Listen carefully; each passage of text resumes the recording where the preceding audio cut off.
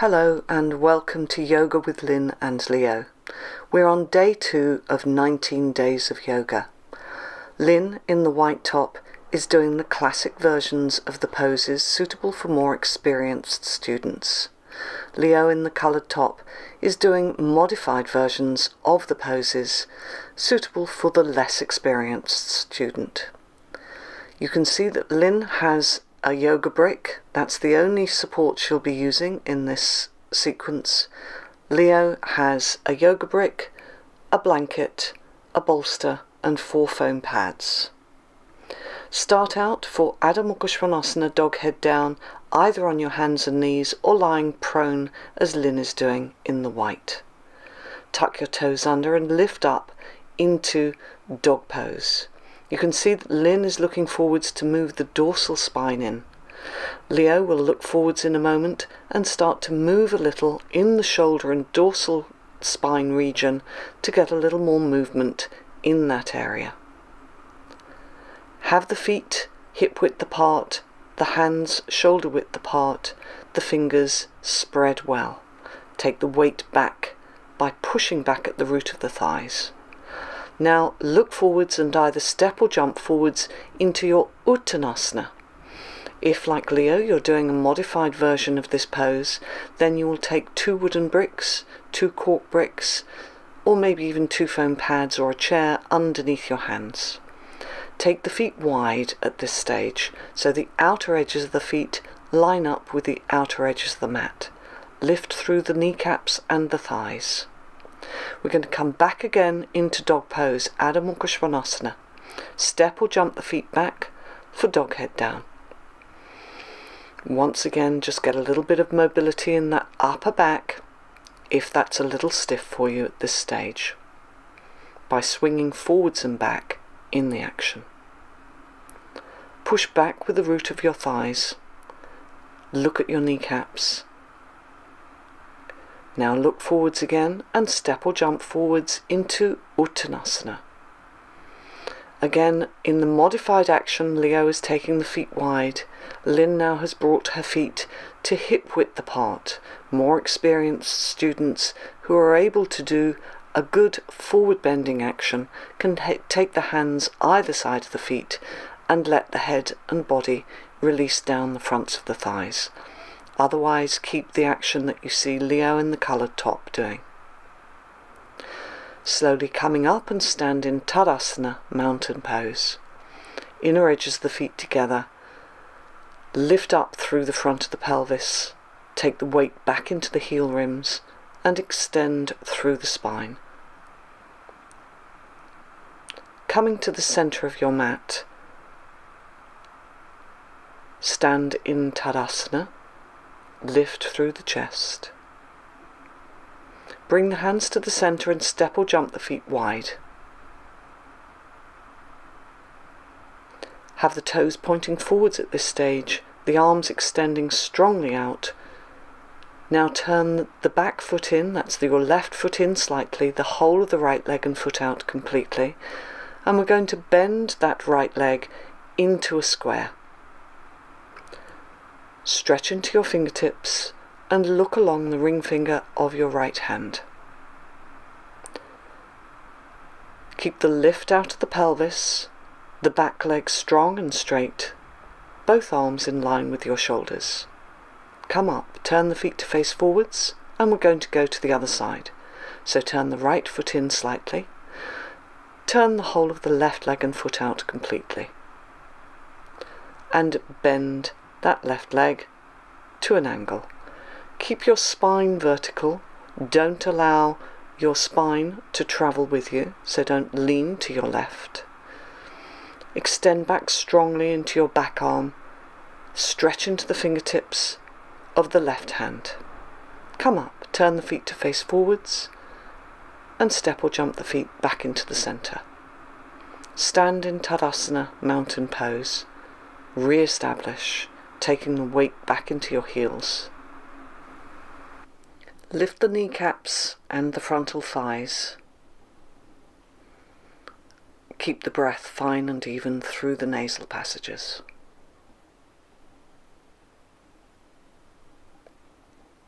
So now we're coming to the floor. If you're doing the modified version of this pose, Dandasana, then you'll sit on 2 foam pads. Otherwise, like Lin in the white, sit onto the floor. Move the flesh of the buttocks out and back so you're sitting on the front of the sitting bones.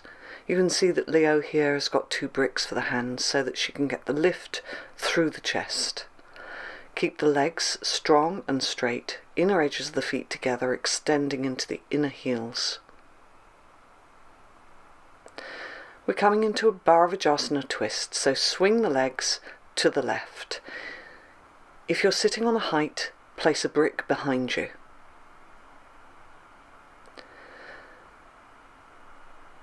Take your right hand behind you, either onto the brick or onto the floor. Stretch the left arm up by your left ear and take it to the outside of your right thigh. Inhale, lift your chest, lift your spine, and on an exhalation, rotate a little more. You can see from this side how the feet are positioned. So the bottom foot is horizontal and the top foot sits on top of the arch of the bottom foot, and that top foot is vertical. It's important to get this foot position right. Stretch the legs out in front of you. We're going to swing the legs now to the right. If you're having any trouble in this pose, Bharavajasana 1, then look at our pose directory.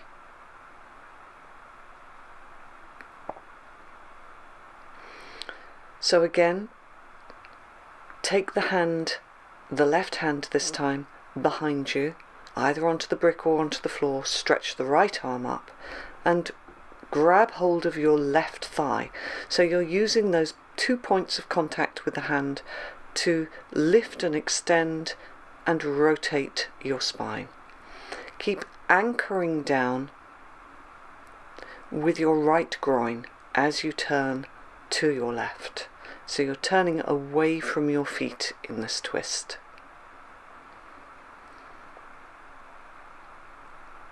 Releasing out of the pose and stretching the legs in front of you. Come back into Dandasana, staff or stick pose. Again, if you need to take the flesh of the buttocks out and back, then do so. If you need to have bricks for your hands, then do so. Keep the chest lifted,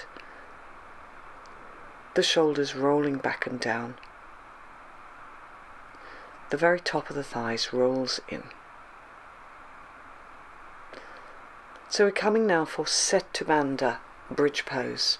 You can see here that Lin is going to use a brick. This is a good action, but it is a one-size-fits-all action, and it might not be appropriate for you if either this is a difficult pose for you or you have any discomfort in your back. The brick, you can see that she's placed underneath her sacrum, and this should feel comfortable.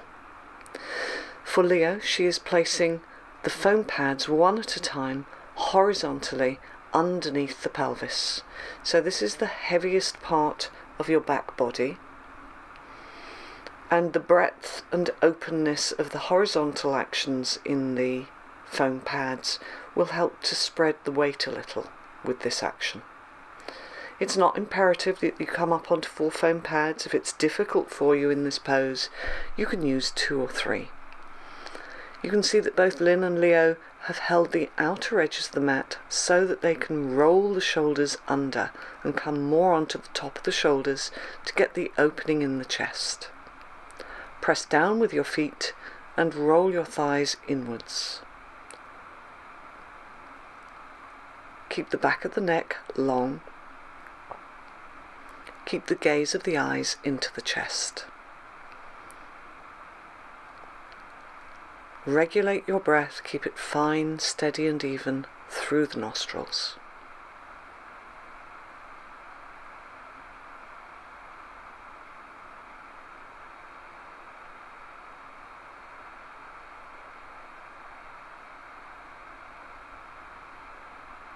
Keep rolling the shoulders under to get a little more opening and action in your chest. To come out of the pose, we're going to lift and either take the brick out or if you're using the foam pads, take them out one at a time. Keep the legs bent so that you allow the back to just settle a little after this action.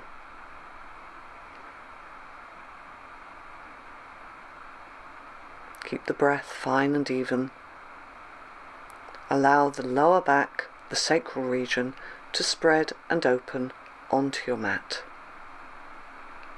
So release the muscle fibres in the back of the pelvis. To come out of the pose, roll to your right so that you can see here that Lin is coming into a Supta Baddha Konasana action by holding the ankles. This is quite challenging for a lot of people, so it may be that you choose to do your Supta Baddha Konasana as Leo is showing, with the feet up onto the bolster. The mat is just rolled over the bolster to give you a little bit of more traction. It is quite tough to hold on to those frontal ankles when you start in this pose, so it may be that you need to work in the way that Leo is showing for a little while before you're able to keep hold of your frontal ankles. Your back should not be uncomfortable in this action. If you're working in the modified version with the feet up, turn the palms to face the ceiling and allow the fingertips to curl in towards the palms. If you don't have a bolster, you can always raise the feet up onto a couple of foam pads or onto a cushion, or even keep them on the floor if that's not available for you.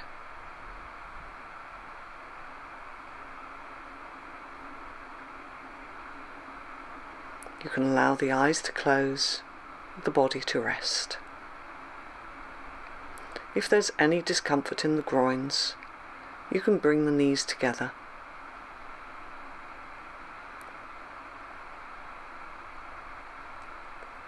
But just see if you can get this opening in the inner thighs, the relaxation in the throat, softening the abdomen and letting the abdomen release towards the floor. Now bringing the knees together, roll to your right carefully and come up. If you're using the bolster, you can unravel the bolster and place it underneath your knees. Those who need a blanket underneath the head, then take a blanket to place underneath the head. If you're comfortable lying flat to the floor and can keep the back of the neck extended and the throat soft, then, like Lin in the white is showing, you can just stretch out for your Shavasana relaxation corpse pose by just lying flat to the floor. If this action is a little difficult for you, then work as Leo is doing, with the bolster underneath the knees and the blanket under the head. Turn the palms to face towards the ceiling and let the fingertips curl in naturally towards the palms of the hands. Release your legs, soften the abdomen and relax the facial features. Take the back teeth apart. Allow your breath to become steady.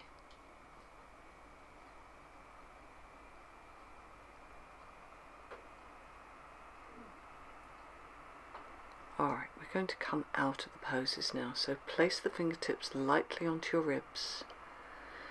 Bend your knees and carefully roll to the right side. Rest on your right side for a moment, don't be in too much of a rush to come up.